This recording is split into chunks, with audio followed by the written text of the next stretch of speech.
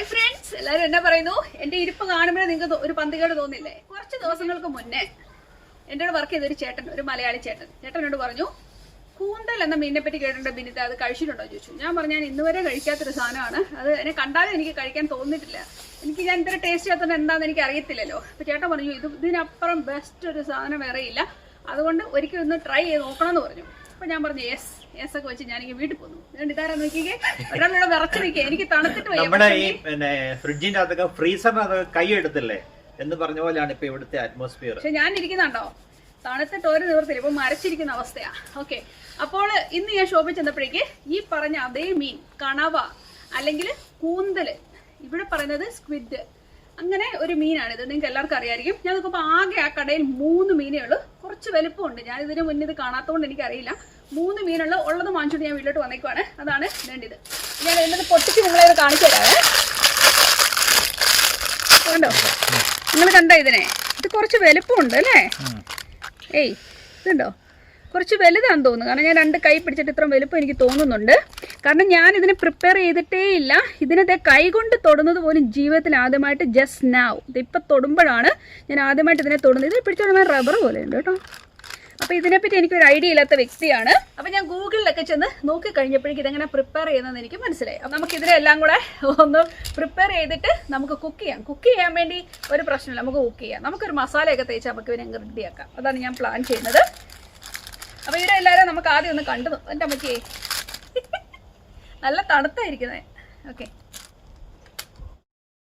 അപ്പം നമ്മളിതിനെ പ്രിപ്പയർ ചെയ്യാൻ പോകണം. ഞാൻ ജീവിതത്തിൽ ആദ്യമായിട്ടാണ്, ഞാൻ നിങ്ങളോട് നേരത്തെ പറഞ്ഞു. സ്വന്തം ഇവനെ നമുക്ക് എടുക്കാം. ഇതിന് ഈ വാല് പോലത്തെ സാധനമുണ്ട്. ഇതിന്റെ കൈയാണോ കാലാണോ? ഇതിന്റെ കുമ്പള പോലെ നിൽക്കുന്നു. ഇതിന് ചെയ്യുന്നത് എന്താന്ന് വെച്ച് കഴിഞ്ഞാല്, കണ്ടോ, ഇതാണ് അതിന്റെ ബോഡി പാർട്ട്.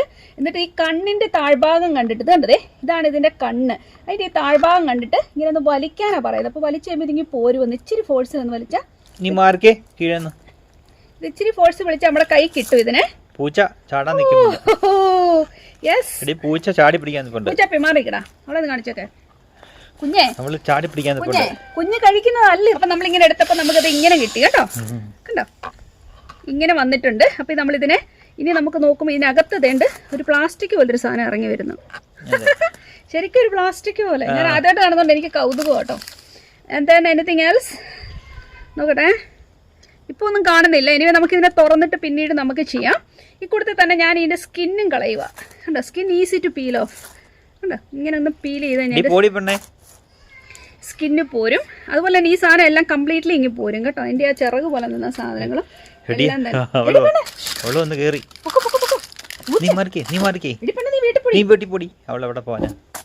മണം അടിച്ചാ പിന്നെ ഒരു രക്ഷയില്ല.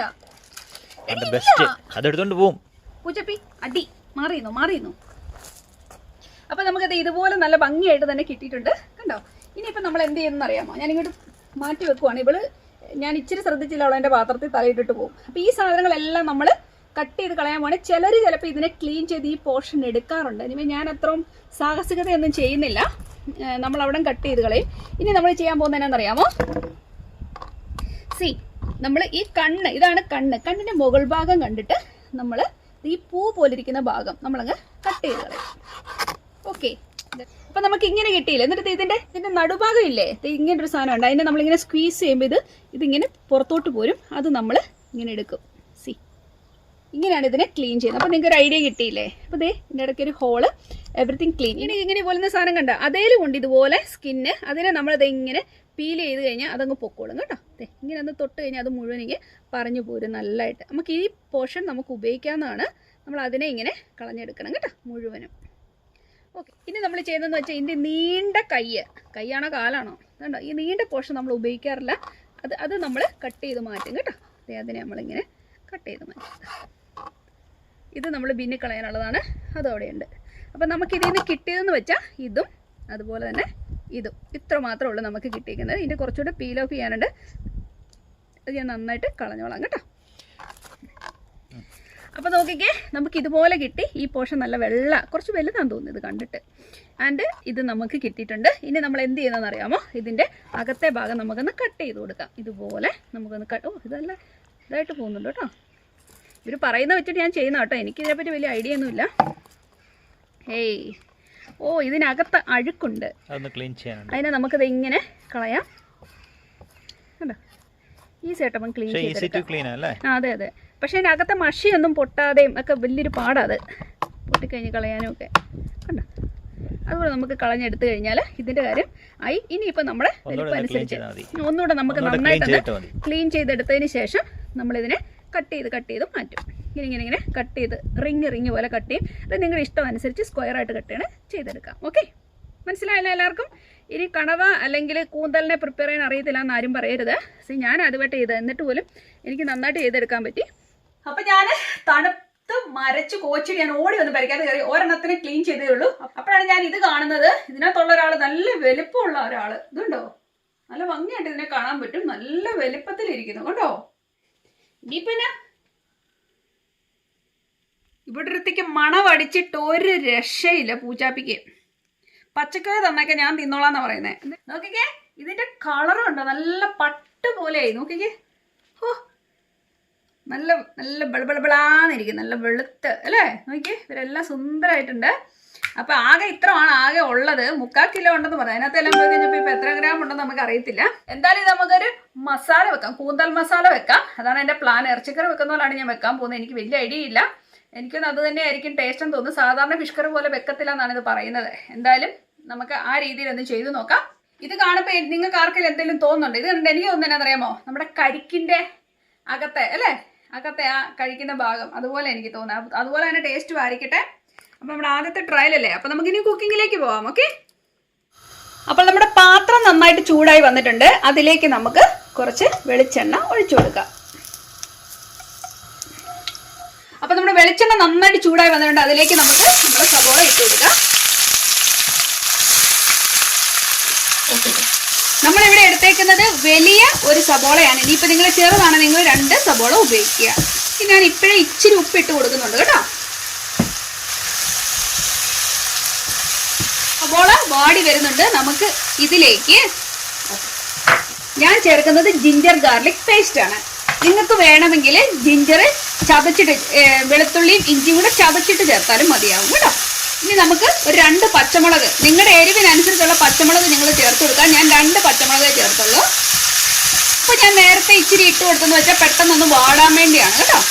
ഇവിടെ സബോള നല്ല സുന്ദരമായിട്ട് വാടി വന്നിട്ടുണ്ട്. ഇനിയിപ്പോൾ നമുക്ക് ഇതിലേക്ക് മസാല പ്രിപ്പയർ ചെയ്യാം. ഇതിലേക്ക് നമുക്ക് ആദ്യം ഒരു 1/2 ടീസ്പൂൺ മഞ്ഞൾപ്പൊടി ചേർത്ത് കൊടുക്കാം. എരിവിന് ആവശ്യമായ മുളക് പൊടി, ഞാനിവിടെ പിരിയം മുളക് പൊടിയാണ് ഉപയോഗിക്കുന്നത്. ആവശ്യത്തിന് മല്ലിപ്പൊടി, ഇച്ചിരി ഗരം മസാല ഇപ്പം ചേർത്ത് കൊടുക്കാം. ബാക്കി നമുക്ക് അവസാനം കുക്കിംഗ് കഴിയുമ്പോൾ വേണമെങ്കിൽ ചേർക്കാം. നന്നായിട്ടൊന്ന് ഇളക്കി കൊടുക്കാം.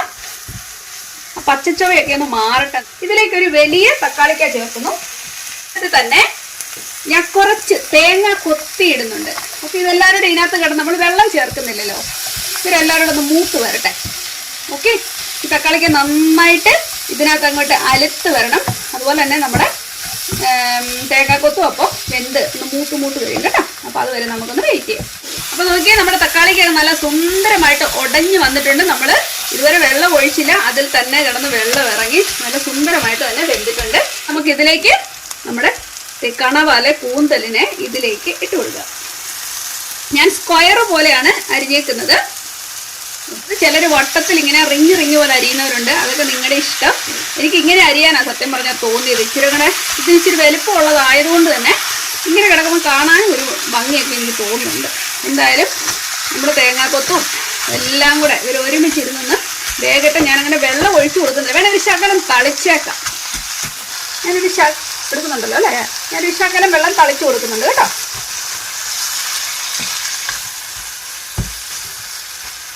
ഇനിയിപ്പോൾ ഇതിൽ നിന്ന് തന്നെ വെള്ളം ഇറങ്ങും. ഏത് മീനകത്തൊന്നും തന്നെ വെള്ളം ഇറങ്ങത്തില്ലേ എന്ന് പറഞ്ഞ പോലെ തന്നെ ഇതിനകത്തൊന്നും കുറച്ച് വെള്ളം ഇറങ്ങും. അപ്പം ഈ താത്തിട്ട് ഇതിനെന്ന് പെട്ടെന്ന് വേവിച്ചെടുക്കട്ടെ കേട്ടോ. ഒത്തിരി നേരം ഇരുന്ന് നമ്മൾ ഹൈ ഫ്ലെയിമിലൊക്കെ ഇട്ട് ഇങ്ങനെ വേവിച്ചുകൊണ്ടിരുന്ന് കഴിഞ്ഞാൽ ഇത് റബ്ബർ പോലെ ആവുമെന്നാണ് പറയുന്നത്.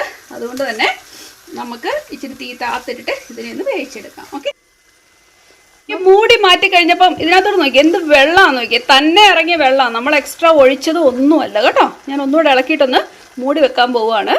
നന്നായിട്ട് ഇതിൻ്റെ വെള്ളമെല്ലാം വലിഞ്ഞ് ഇപ്പം നല്ല ഭംഗിയായിട്ട് നല്ല റോസ്റ്റഡ് ആയിട്ട് ഇരിപ്പുണ്ട്. എനിക്ക് നിങ്ങളെ ഇതിനകത്ത് എത്രമാത്രം ഭംഗിയിൽ കാണിക്കാൻ പറ്റുമെന്ന് എനിക്ക് അറിയത്തില്ല. പക്ഷെ സംഭവം ചീനിച്ചട്ടി കിടക്കുന്ന കണ്ടിട്ട് തന്നെ എനിക്ക് കഴിക്കാൻ തോന്നുന്നുണ്ട്. കണ്ടോ, അതിന്റെ കളറും എല്ലാവരും കണ്ടോ, കണ്ടിട്ടേ കഴിക്കാൻ തോന്നില്ലേ? നിങ്ങൾ ഈ കാണുന്നതിലും ഇച്ചിരിയും കൂടെ ഇരുണ്ട കളറിലാണ് നമ്മുടെ സ്ക്വിഡിനകത്ത് കിടക്കുന്നത്. പ്രിപ്പയർ ആയി കഴിഞ്ഞപ്പോഴേക്കും കേട്ടോ. അപ്പൊ എന്തായാലും നമുക്ക് പിന്നെ പാത്രത്തിലേക്ക് മാറ്റാം. നല്ല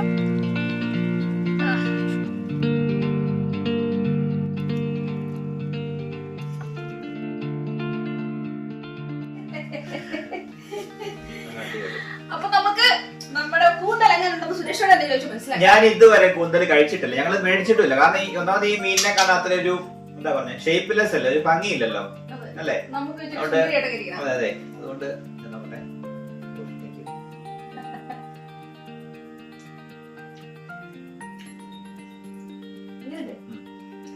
അല്ല, എനിക്ക് തോന്നുന്നത് ഇത് നമ്മുടെ പ്രോണിന്റെ ഒക്കെ ഒരു ടേസ്റ്റ്, അരപ്പിന്റെ ടേസ്റ്റ് കൂടുതലായിട്ട് തന്നെ. സാധാരണ മീനിന്റെ ടേസ്റ്റ് ആയിട്ടൊന്നും കമ്പയർ ചെയ്യാൻ പറ്റത്തില്ല ഈ സാധനത്തിന്, അല്ലേ? തേങ്ങാക്കൊത്ത് ഇട്ടൊക്കെ നല്ല ടേസ്റ്റ് ആണ്. തേങ്ങാക്കൊത്തൊക്കെ ഉണ്ട്, കുഞ്ഞു കുഞ്ഞായിട്ട് ഞാൻ തേങ്ങാക്കൊത്തിട്ടുണ്ട്.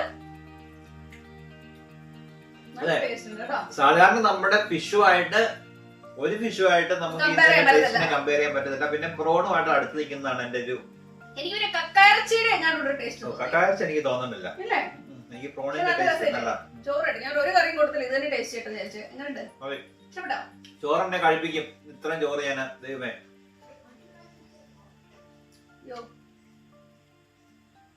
അല്ല കേട്ടോ, അതുകൊണ്ട് സത്യം പറഞ്ഞാൽ അറിയത്തില്ലായിരുന്നു. ഇനിയിപ്പം ആരെങ്കിലും കൂന്തൽ കഴിക്കാത്തവരുണ്ട്, തീർച്ചയായിട്ടും ഒന്ന് കൂന്തൽ കഴിച്ചു നോക്ക് കേട്ടോ. ഇനി ഉറപ്പായിട്ട് നമ്മൾ മേടിക്കും. ഞാൻ തീർച്ചയായിട്ടും വാങ്ങിക്കും. ഇനി എപ്പോ കട കണ്ടാലും ഞാൻ വാങ്ങിക്കും. ഇവിടെ കിലോ 15 പൗണ്ട് കേട്ടോ ഈ ഷോപ്പില്. ഞാൻ മോറിസൺസിൽ പോയപ്പോഴാണ് കണ്ടത്. മോറിസൺ പക്ഷെ എപ്പോഴും കിട്ടത്തില്ല. ഞാൻ ഇതിപ്പോ ആകെ 3 എണ്ണം ഉള്ളായിരുന്നു, അത് വാങ്ങിച്ചോണ്ട് ഞാൻ പോകുന്നതാണ്. പക്ഷെ 3/4 കിലോ മേളം ഉണ്ടായിരുന്നു. അപ്പൊ സുരേഷ് ആസ് വെച്ച് കഴിക്കട്ടെ. ഇന്നത്തെ വീഡിയോ എല്ലാവർക്കും പ്രയോജനപ്പെട്ടു എന്ന് വിശ്വസിക്കട്ടെ. നമുക്ക് വീണ്ടും നല്ലൊരു കാര്യമായിട്ട് നാളെ തന്നെ കാണാം. അതുവരേക്കും താങ്ക് യു, ബൈ.